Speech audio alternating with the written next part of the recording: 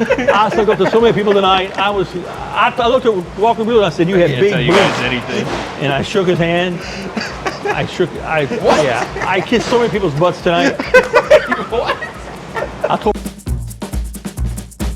Hello and welcome back to Dodger Debate, the last Dodger Debate, at least a post-game one of this postseason, because the Dodgers won the World Series tonight in New York. They beat the Yankees in one of the wildest games you'll ever see, 7-6. They were down 5 runs early. They come back. They erase another deficit later. Walker Buehler closes out the game. And the Dodgers have won a second championship in this era. Just how do you even sum up what you saw tonight and what this means to the Dodgers? This is the greatest team in Dodger franchise history. It's the greatest postseason in Dodger history. And it's the greatest dynasty in Dodger history. This is the greatest of all of them. This team overcame so much. They were so powerful. They were so good. And tonight, Max Muncy said they epitomized their season tonight. They came back twice, won the game. And Walker Buehler, what cojones on this guy? 1 day rest, closes the game, hasn't pitched relief in 6 years. It was an unbelievable Dodger victory. Unbelievable team. I called it. I'll take credit for it. Thank you very much. Guaranteed. I guarantee Were you still feeling confident when it was 5-0 after 3 innings? No, I had written it in the second column. Yeah, because I think I read a lead that started New York dash. Uh-oh. Yeah. You know, the Yankees opened the door for them. Certainly, they helped. But that's the thing, right? Door. They kicked it over and carried the Dodgers through the doorway. I'm trying to be positive here. They were terrible. But here's the thing, right? Is that I do think in some of the previous years we've seen the Dodgers kind of beat themselves. Right. And now what we've seen is the Dodgers become this team that takes advantage of mistakes like that, right? And you look at the Dodgers, kind of up and down their lineup around, you don't think of them as a great defensive team, but you know what? They don't make mistakes. The Yankees did, and they made them pay. Yeah, I mean, to go through that 5th inning, you have Kike Hernández starts with a single, and then Aaron Judge drops the ball in center field. Anthony Volpe makes a bad decision. What happened there?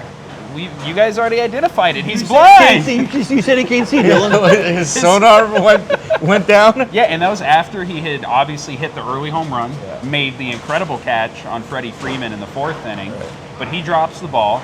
Anthony Volpe gets over-aggressive trying to go to third in the next at-bat, and then the play that I just can't figure out, what happened. Garrett Cole brain cramp. Garrett Cole not covering first base. Mookie Betts grounds out for what is the 3rd out of that inning before any runs have scored, and Garrett Cole goes off the mound in a way that I think Anthony Rizzo kind of sees him break towards the base, so he picks it up slowly, looks up.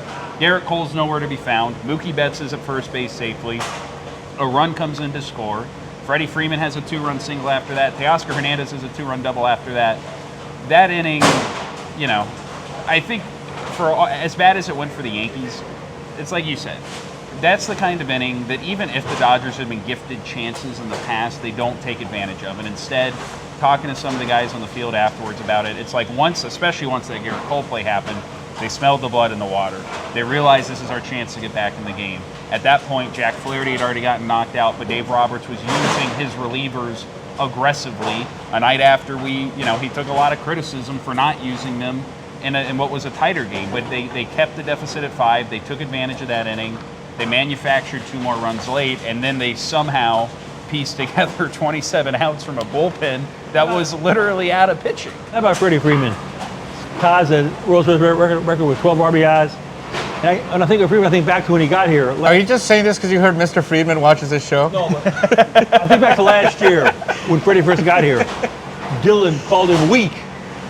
When he mentally cried, unstable. When he cried, yeah, you called him. I didn't call him weak. I called him mentally unstable. Yeah, you said mentally unstable. So how do you feel now, Dylan? Well, I feel that I toughened him up. The weak Atlanta media gave him a pass all those years. He needed some tough love. He had no passion to cry. It was unafraid or as to we cry. say in Japanese, ainomuchi. I gave him a lot of ainomuchi, and look at him now. He's a champion. He's a record holder, and he has surpassed Gibson now as the greatest hero, October hero in town. I mean, it's going to be Freddie after every pitch. Playing on one leg, not having the kind of season he wanted, going through all the other stuff that he went through, to then be the best player for them in almost and practically every one of these games. He had the big hit that then triggered the rest of that 5th inning. Well, and then there was yesterday too, at the locker after the Game 5 loss. when you could tell he just wanted to slam some of those TV reporters' heads into some wood for asking some dumb questions, and he just took a breath, he smiled, and did this Freddie Freeman thing. You know what I found was interesting? I talked to Magic Johnson after the game. He's a co-owner of the Dodgers. He said the Dodgers are the #1 team in town now. They've surpassed the Lakers. Wow. That's big news. So you sucked. You after all this, you're the one who ended up sucking up to the owner. Oh, I sucked up to him. I sucked up to Magic. I sucked up to Stan Kasten. Stan Kasten? That's gross. Let's talk about Dave Roberts. Hall of Famer. Hall of Famer. Jinx! Not only, the legacy part of this, obviously, but like even this game, like this is the kind of game, right, that would always go sideways on him in the past. It would always lead to, like, a lot of this game felt to me similar to that Game 5 in 2017 where everything went wrong against the Astros. You weren't there? No, I wasn't, but I've watched it on YouTube. You were in grade school in times. 2017. I was a freshman in college, thank you. Oh my Very much like that. Has that been that long? Well, Dave Roberts, it's interesting. He 7 always years. talks about naysayers. He always talks about he has a chip on his shoulder. People don't believe in him. I think he's talking about Dylan. Is he Dylan? Maybe. I'm not sure. I think he's talking about He's you. mostly in Dave's corner, I think. But Oh, not for I'm not in the team's corner a lot of times. yeah. No, that's true. But So I give Dylan credit for that. I should get a playoff share. Yeah. I'm living in borderline poverty. you need your own Dodger buck. I need Dodger bucks. Managing this game, he uses almost all of his high leverage guys even before they come back. Then he goes to Bruce Argratter, all he gets out of a jam. And then it's Blake Trinan for 2+ innings. Dave Roberts went to the mound at one point before he pitched to, Stanton. And he told him, hey, are you feeling good? Okay, this is your last batter. And then he gets a first pitch pop-up, and Dave has a decision to make. Do I go and get him? Do I turn to the Daniel Hudson probably at that point?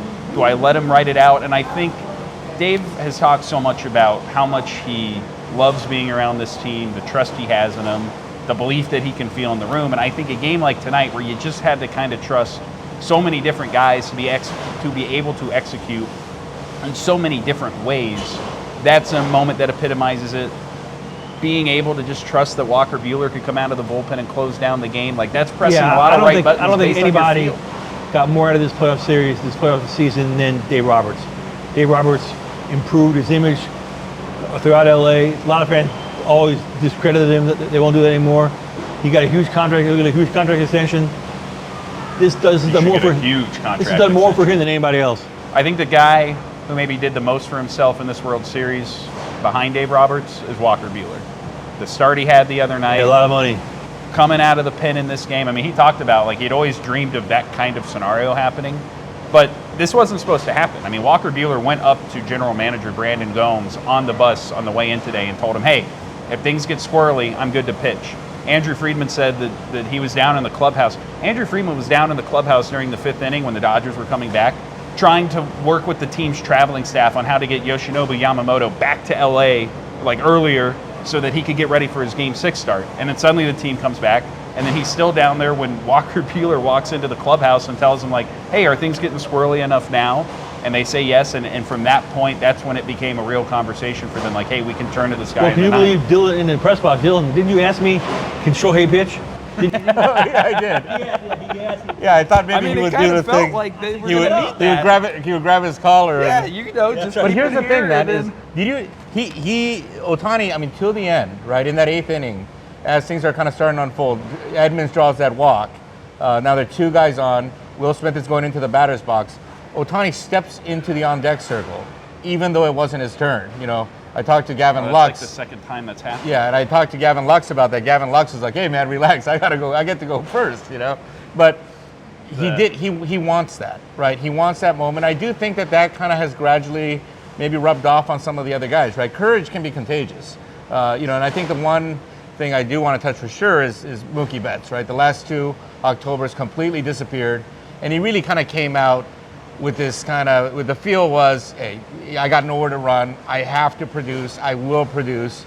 And he did, and he had a great postseason. I mean, he was their best player on the whole this postseason by the numbers and just the kind of consistency. Now, you were saying if Ohtani pitches, he has no glove.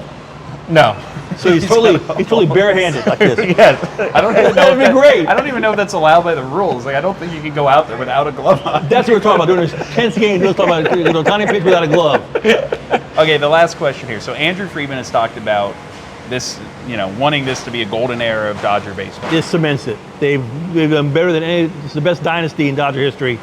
11 division titles, 12 playoff berths, 2 world championships, 4 World Series appearances. No team's ever matched it. This is unmatched in Dodger history. It is. I would like one more World Series, though. Otani said he wants 9 more. Ohtani, yeah, he walked up to Andrew Friedman afterwards and said, let's do this 9 more times. We all have flights in 2 hours. Literally. Literally 2 hours. But we know how much people love this video. Evidently, Mr. Fred Friedman watches this, which is why, right? Yes, Plaschke's that's sucking why up to his son now. I sucked up to so many people tonight. I looked at Walker Buehler and I said, "You have big tell you boobs." guys anything. And I shook his hand. I kissed so many people's butts tonight. What? I told Walker Buehler he had big ones. He What did. was his response? He said, "Thank you." What else is he gonna say? I know him. Okay, I know. It would have been funnier if you didn't. All right, I think we basically. Well, we could do parade edition Dodgers debate if this guy would show But up. He would have to come to the parade. I'm not going to any parade. I said that many times. I'm not going to any damn parade. It's Fernando's birthday. Oh, okay. Oh, in that case, absolutely. I've been in many parades. They're all the same. It'll be fun. You'll have fun time being there. All right, who was the most drunk at the Rams parade? Aaron Donald. Aaron Donald, right. So Aaron Donald set the bar, Dodgers. If you're watching this, Aaron Donald was sloshed, was slurring his words, was blackout drunk. Oh yeah, then McVay talked him into coming back. McVay, genius. Yeah.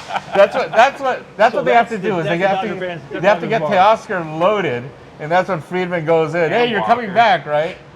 And Walker. Yeah, so that's the bar that's been set, Dodgers. Well, 2 of us will be there on Friday to witness it because the Dodgers are World Series champions again, the 8th time in franchise history, the 7th time in LA, and the 2nd time with this core of staff and front office and a lot of the same players on this team. A crazy game and what was ended up being a pretty interesting, memorable World Series, even though it ended in 5. I got it right, man. Yeah, let's we'll just figure wrap out. this up. It's what time is it? 2:30. I gotta get on a plane. All right. Well, for Bill, and Dylan. Jesus, man. Yeah, I'm gonna leave. I gotta get on a plane. See you guys. Good night.